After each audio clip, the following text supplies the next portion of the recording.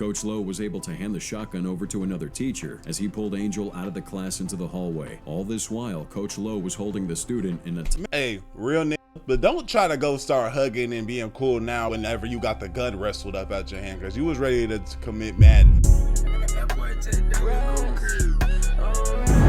Today we're reacting to school shooters who messed with the wrong person. Last one we did was the aftermath of what happened in these horrible situations, but I believe this one is when justice was served immediately. Nothing bad happened, I don't think. A gunman on a college campus in Seattle.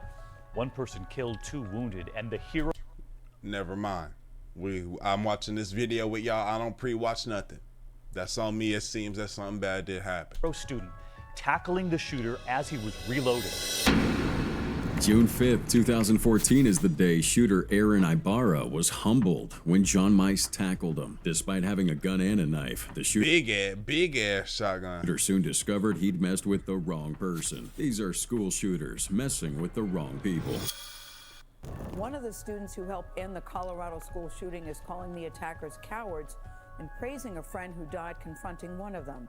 Students like Brendan Biley already had the shooters pinned to the ground. May 7, 2019, 2 shooters stormed STEM school Highlands Ranch in Colorado with the intention to massacre, but they didn't expect anybody would stand up to them. Ain't no real niggas was in the building. Devin Erickson and Alec McKinney came prepared for this mass destruction. Erickson was armed with a Glock 19 9mm semi-automatic pistol, a weapon capable of holding up to 15 rounds in its mag. This handgun, easily concealable yet incredibly deadly at close range, must have been chosen because of these advantages. McKinney, on the other hand, carried a Winchester 12-gauge pump-action shotgun, a formidable firearm that could deliver devastating damage with each pull of the trigger. Together, they brought all kinds of ammunition, ensuring they had more than enough firepower to inflict max casualties. Their intent was crystal clear. They sought to wreak havoc and leave behind a scene of carnage. As the day would progress, no one really could have anticipated the horror that was about to unfold. Erickson and McKinney, their faces painted with eerie makeup, stalked the hallways, brandishing their weapons. The first shots rang out, shattering the calm. Startled by the gunfire, students and staff scramble for cover. As Erickson and McKinney moved through the school, they fired indiscriminately, their bullets tearing through flesh and ricocheting off walls. What they didn't expect was anybody standing in their way. They were wrong, as 3 students step up and 3 niggas standing tall.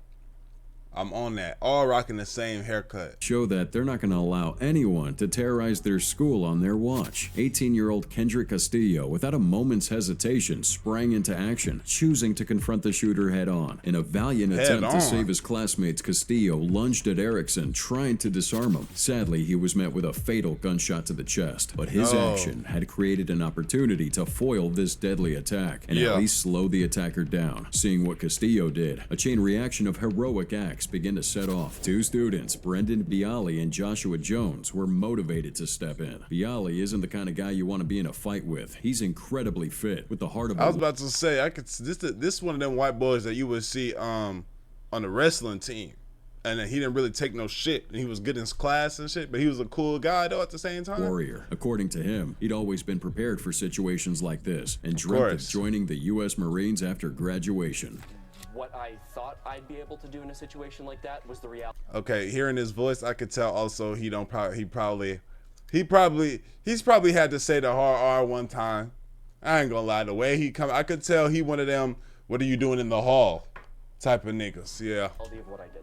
The brave teen helped subdue one of the 2 suspects. But he's still cool though. Shooting at STEM school Highlands Ranch. Displaying incredible physical prowess and determination, Bialy tackled Erickson, ignoring the fact that Erickson still had a loaded gun in his hand. On Bialy's side was Jones, who with unwavering resolve joined the struggle, helping to subdue Erickson. In this scuffle, Erickson opened fire and managed to hit Jones twice. A shot went through the hip and the other in the leg. But this didn't deter these heroes. They kept up with the fight until they disarmed the shooter and subdued him. Interestingly, Jones was so focused on this mission that he didn't even know he'd been shot twice. Jones said that he did not realize he had been shot until the gunman was on the ground. They should have beat the fuck out them niggas. Police arrived on time and were shocked when they saw that Bialy and Jones had already apprehended one of the shooters. The attack left 18-year-old Kendrick Castillo dead. His life cut short by a senseless act of violence. Damn, Kendrick. Suffered injury. Hey, but shout out my nigga Kendrick. God rest his soul, bro, because he was the one nigga that had the heart like, I'm on this shit immediately.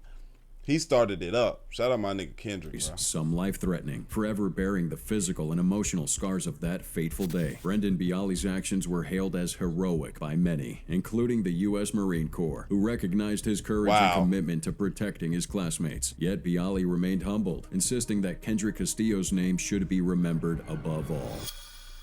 Mies, a 22-year-old senior at the time, dashes out in bare feet Got and his ass. pepper Look. sprays him right in the face. Wrestling the gun from Ibarra's hand. June 5th, Got his 2014, one of the most extraordinary acts of courage was caught on camera when John Mace tackled a school shooter in the most remarkable way. Despite having a gun and a knife, the shooter was simply no match for Mace. It was a seeming... Oh, that boy came around the corner on his ass. He came around the corner on his ass. Ordinary Thursday afternoon at Seattle Pacific University. Students were bustling between classes. The campus was alive with the usual hum of academic life. But for 27-year-old Aaron Ibarra, this day... What the fuck? Yeah. 27-year-old? This nigga's a anything bitch. but ordinary. Ibarra had a history... Look at this nigga. He's a hoe. I smacked this nigga. Everybody smack this nigga virtually real quick.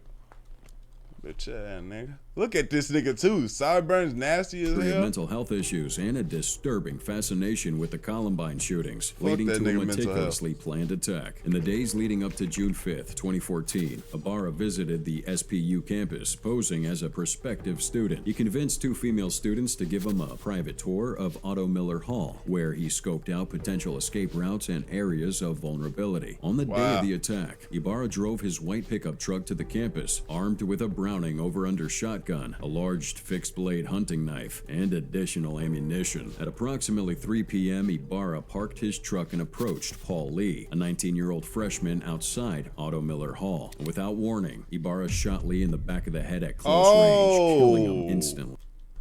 Oh, the shotgun pellets also struck Thomas Fowler, who was standing nearby. Ibarra would then attempt to shoot a female student, but his gun misfired, giving her a chance to escape. He then entered Otto Miller Hall, where he encountered Tristan Cooper Roth. He told Tristan that he had just shot a man outside for disrespecting him and warned him not to move. Moments later, Ibarra saw Sarah Williams. Oh shit.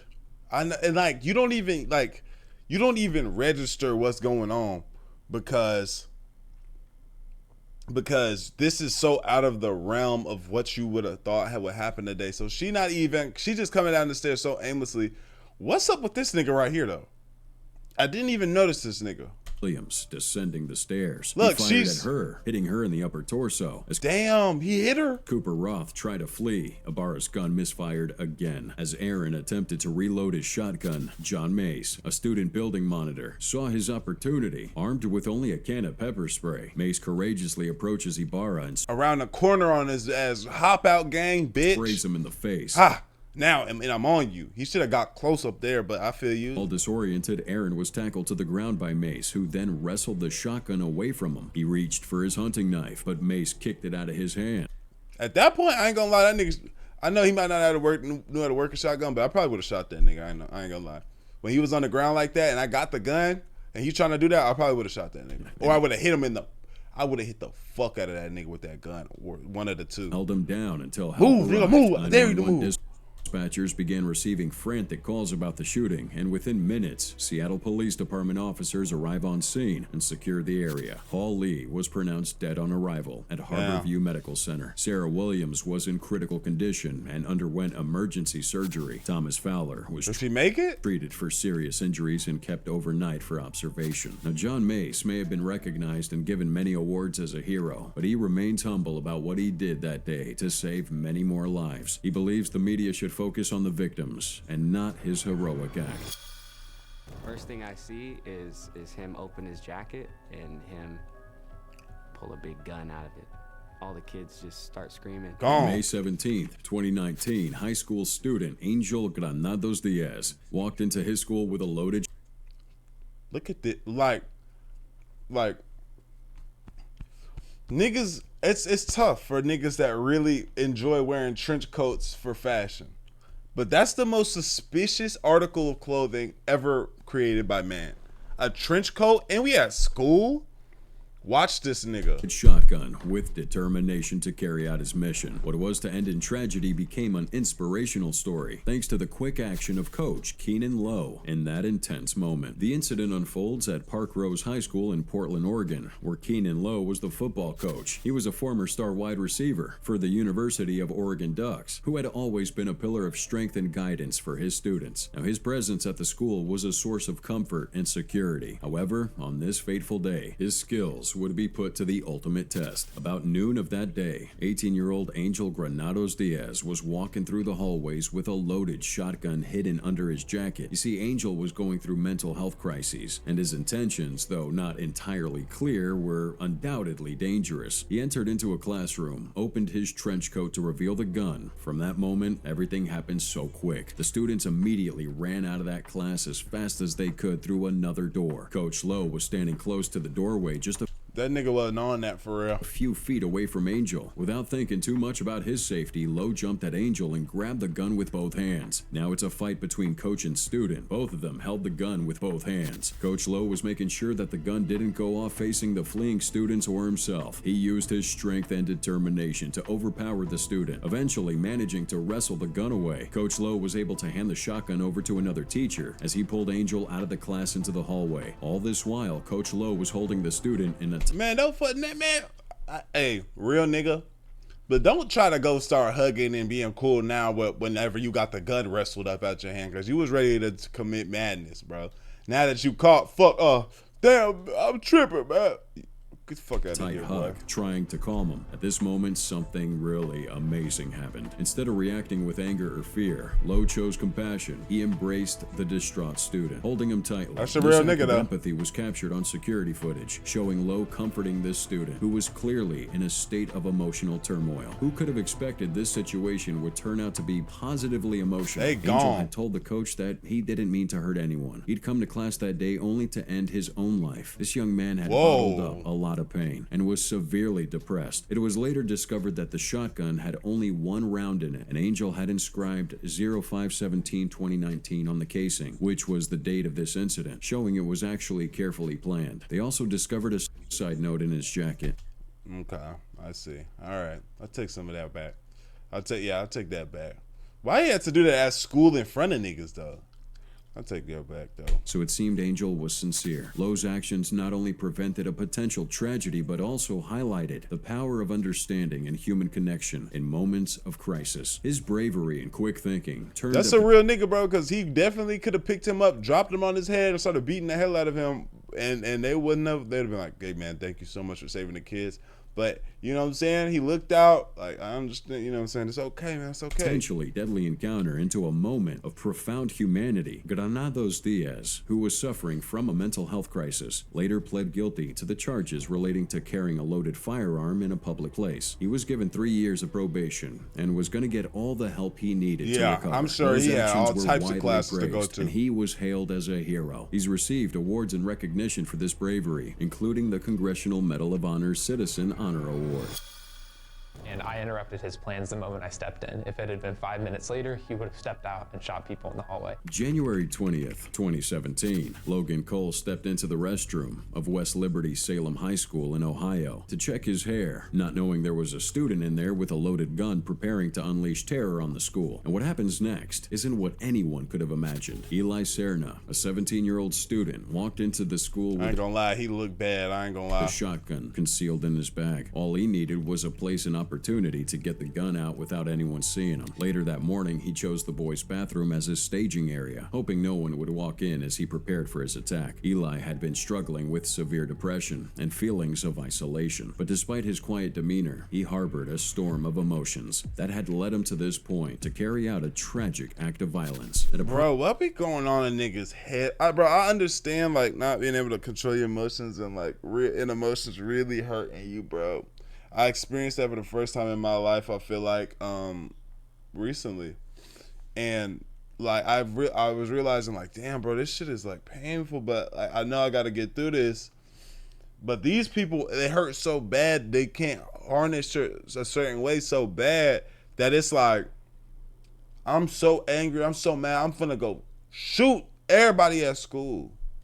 It's like, it's hard to, you can't even fathom that thought process because niggas wouldn't ever be on that. Approximately 7:30 a.m., Eli entered the school's bathroom and he was just bringing the shotgun out of his bag when Logan Cole, a 16-year-old student known for his friendly nature, walked in. He couldn't believe his eyes, seeing a student with a shotgun and a ski mask on. Logan immediately realized that Eli was about to step out and start a shooting spree. For a second, the two teens stared at each other. Then, without warning, Eli raised his shotgun and fired twice, hitting Logan in the chest and back. A bunch of air just like shoved me toward the side, and I don't have any memory of getting shot a second time. Wow. But obviously it happened. Logan fell to the floor bleeding and in immense pain. However, he showed courage despite having over 200 shotgun pellets in his body from those shots and a broken tooth after he hit the floor. While other people might have been writhing in pain and begging for their lives, Logan was not begging for his. He looked Eli in the eyes and told him not to proceed with this massacre. Though Logan's injuries made him too weak to fight the shooter physically, he was able to wrestle him emotionally, and surprisingly it worked. And it turned out to be Logan was saying, hey,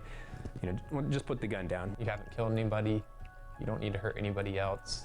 The shooter apologized and slid the gun under the stall. Meanwhile, because he realized, like, whoa, nah, this ain't it. While outside the bathroom, teachers and students heard that gunfire that echoed throughout the hallways. That immediately sent students and staff into a panic, as many would rush to escape from the scene. And interestingly, not everyone was running away for dear life. Two courageous men started running in the direction of the gunshots. They were determined to protect their students and stop the shooter, even if it meant putting themselves in danger. And these men were Principal Greg Johnson and Assistant Principal Andy McGill. They found Eli in the bathroom, real niggas, still armed and dangerous, and with remarkable bravery they managed to subdue him and secure the weapon, preventing any further harm. By the time the cops arrived, they met Eli already bonded up and Principal Greg holding him down. Eli Serna was arrested and later sentenced to 23.5 years in prison. Oh, he got time like if he actually would have let some shit go. Damn. For attempted murder, felonious assault, and inducing panic. During his trial, it was shown that Eli had been suffering from major depression, a factor contributing to his actions but did not excuse him. Logan was quickly 23 of them. You think he's 17? And 40? He transported to the hospital, where he I'm not the sharpest tool in the shed. His survival was nothing short of a miracle, and he still lives with about 100 bullet pellets in his back and chest. Wow. Seaman threw a basketball at him as a diversion. Then 40. He ain't getting out till he 40. Knocking the gun from his hands and tackling the shooter to the ground. May 25th, 2018, a school shooter storms into a class at Noblesville West Middle School in Indiana. Former football player and now teacher Jason Seaman would teach him a lesson. Damn. That was a hard time growing up. That nigga's last name is Seaman. Damn. It would have been bad for him at my school. I'm sure it was bad for him at any school. Coming up, Seaman. Damn it. Sorry, Jason, that had to happen, man. And he would never forget. 9:06 a.m. The school day's in full swing. In Jason's classroom, students were focused on a science test. Among them was Ella Whistler, a bright and cheerful student, unaware of the impending danger. Meanwhile, the gunman... All school shooters are dudes, too. The girls don't do this. 13-year-old boy, known to his classmates as friendly and funny, had a dark plan. The day before, he had filmed a chilling video in his basement, revealing 2 handguns and ominously stating that he would take other people's lives before taking his own. He also warned 3 classmates via text messages not to come to school the next day. The boy's mother would later testify that the morning seemed normal. He got ready for school, talked about an upcoming band concert, but hidden in his backpack were a .22 caliber handgun, a .45 caliber handgun, and a knife. As sad as it is, this school didn't have a metal detector, so it was easy for him to get the guns inside. During the second period, the boy asked to be excused from the classroom. He gets his backpack from his locker and heads towards the bathroom, where he prepares for his horrific act. Returning back to the classroom, he concealed his weapons under his hooded sweatshirt. As he re-entered the room, he pulls out the .22 caliber handgun and starts firing. The first shots hit Jason Seaman, who was helping Ella with a question about the quiz, but despite the chaos and in pain. Seaman's instincts kicked. Damn. See, that's what I'm saying. Seaman! Get on the fucking line! Thing is, though, that nigga Seaman big, though. I feel like I need to say pause behind that. He grabs a small baseball bat and throws it at the shooter, momentarily distracting him. Now, Jason wasn't just any teacher. He's a formidable presence both in and out of the classroom. His physical fitness was evident to anyone who saw him. He has a background in 3 different sports: football, basketball, and track. And as a defensive lineman I know at he was Southern asked at Illinois basketball. University, he was known for his speed, strength, and agility. His time on the field saw him accumulate 88 career tackles, helping his team to 2 conference titles and 3 playoff appearances. The students saw him not just as a teacher, but as a protector, someone who could just stand up to danger and keep him safe. Let's go back. The shooter shot Jason 3 times, and they all hit their target. But this didn't stop him. Ignoring those injuries, he charged at him and tackled him to the ground. His actions prevented further bloodshed. Meanwhile, he was yelling at the students to get out of the room. Fortunately, the police came quick, and the shooter was arrested without further incident. Jason Seaman and Ella Whistler were both rushed to the hospital. Jason, despite being shot 3 times, was hailed as a hero for his bravery, but he doesn't like being referred to as a hero. He believes that he just did whatever he had to do, and it wasn't an act of heroism. Ella, though critically injured, survived and began her long road to recovery. Yes, hooray. According to reports, got up on a table to shoot at students. When he tried to switch guns, that's when students tackled him and forced him to stop. May 21st, 1998, Jacob Riker, a 17-year-old at Thurston High School, Oregon, didn't know that he'd have to play the hero that day. But when this other student started shooting, he was determined to stop him by all means. A 15-year-old freshman at Thurston High School had been showing evidence of being disturbed psychologically, and his parents had noticed it. They sought professional help for his increasingly erratic behavior, but nothing could prepare him for what was about to unfold. May 20th, 1998, Kip's turmoil reached its breaking point. In a fit of rage and confusion, he shot his father in the back of the head as he sat at the kitchen table. Later, when his mother returned home, he met her in the garage and shot her multiple times. But this was only the beginning of the evil he'd commit. May 21st, the next morning, after executing his parents, we watched his this mother's car nigga, to Thurston High School, carrying with him a We watched semi-automatic this nigga. rifle, 2 handguns, and a knife, all hidden under this trench coat he wore. He would have 1,000 rounds of ammunition that with trench him, coat proving he's bullshit ready again. to unleash maximum carnage. And as he walked through these schools' doors, he was met with resistance. This was because Kipling Kinkle was suspended from Thurston High School the previous day after being found in possession of a loaded stolen handgun on school grounds. A friend had stolen the pistol from another friend's father and sold it to Kinkle the night before. This would lead to his suspension pending an expulsion hearing. So it was a surprise when students saw him walking into school that morning. Right there, Kipling started shooting and then made his way to the school's cafeteria. About 300 students filled this place, chatting and laughing. Suddenly, the air was shattered by the deafening sound of gunfire. Kinkle had entered the room, his eyes cold and determined, as he began to unleash a barrage of bullets. Panic erupts immediately, and students are screaming, scrambling for cover. Amidst this pandemonium, Jacob Riker was focused on the shooter, waiting for the right time to pounce. That opportunity came when Kipling reloaded his rifle. It was at this point that he estimated he had shot about 35 students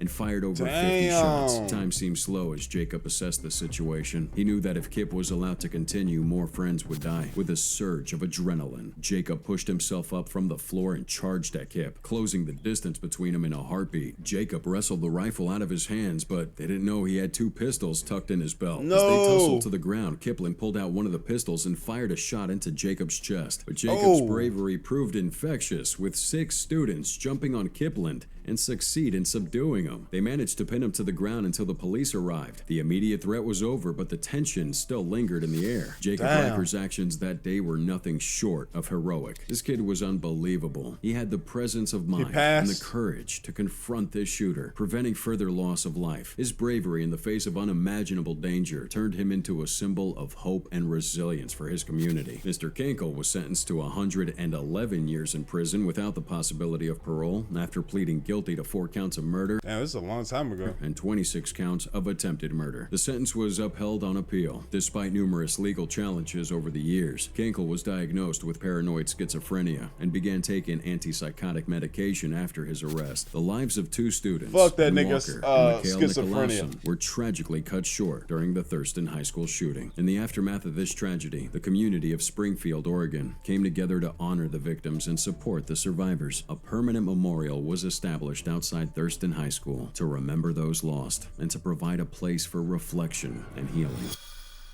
But really, the big hero of the day today is a teacher who was able to disarm the girl who had the gun and hold her down until police got there. May 6th, 2021, students and staff at Rigby Middle School in Idaho ran for their lives as another student unleashed mayhem. But one teacher approached this shooter and showed that sometimes having a big heart is more important than having a big gun. That morning began like any other, with students bustling through their hallways, teachers preparing for their classes, and the usual gossip and laughter filling life in the air. But beneath the appearance of a normal day, an unimaginable danger was brewing. 8:55 a.m., a 12-year-old girl dressed in black and wearing a surgical mask wanders the hallways. She'd been seen earlier in the counselor's office. Y'all heard me just say what I said, bro. Seemingly an ordinary interaction with staff, but now she was headed towards the southeast bathrooms, her backpack concealing a semi-automatic pistol. This was about the time the first period was beginning. Krista Knighting, a dedicated math teacher known for her calm demeanor and compassionate nature, was just preparing her lesson, unaware of what was going on with this little girl. It was 9:05 a.m. when the first gunshot rang out. At first, it was mistaken for a loud noise from construction work or a prank, but as the second and third shots echoed throughout the halls, the reality of the situation began to sink in. Panic spread like wildfire. Everybody was scrambling for cover, unsure of where the shots were coming from or who was responsible. Jim Wilson, the school's custodian, was the first to be shot. He was cleaning a specific area when he heard a loud bang. Niggas shooting the custodians?